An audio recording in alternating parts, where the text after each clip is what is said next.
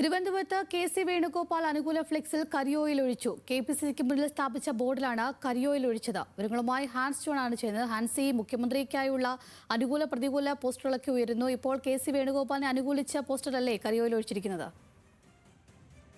അതേ അഞ്ജലി, ഇപ്പോൾ ഈ കോൺഗ്രസിലെ മുഖ്യമന്ത്രി ചർച്ചയുമായി ബന്ധപ്പെട്ട് ഫ്ലക്സ് യുദ്ധവും തുടരുകയാണ്. തലസ്ഥാനത്ത് വിവിധ ഭാഗങ്ങളിലാണ് വി.ഡി. സതീശനെയും അതിനോടൊപ്പം തന്നെ കെ.സി. വേണുഗോപാലിനെയും അനുകൂലിച്ച് ഫ്ലക്സുകൾ ഉയർന്നിരിക്കുന്നത്. കഴിഞ്ഞ ദിവസം ഈ നിരീക്ഷക എം.എൽ.എമാരുമായി കൂടിക്കാഴ്ച നടത്തുന്ന സമയത്ത് തന്നെ കെ സുധാകരൻ പക്ഷ അനുകൂലികൾ ഈ കെ.പി.സി.സിക്ക് മുൻപ് കെ.സി. വേണുഗോപാലിനെ അനുകൂലിച്ചുകൊണ്ട് ഫ്ലക്സുകൾ സ്ഥാപിച്ചിരുന്നു. സമാനമായി നിരവധി ഫ്ലക്സുകൾ ഇന്നലെ വൈകിട്ടും രാവിലെയുമായി കെ.പി.സി.സിക്ക് മുന്നിൽ സ്ഥാപിച്ചിരുന്നു. അതിൽ ഒരു ഫ്ലക്സിലാണ് ഇപ്പോൾ കരിയോയിൽ ഒഴിച്ച നിലയിൽ കണ്ടെത്തിയിരിക്കുന്നത്.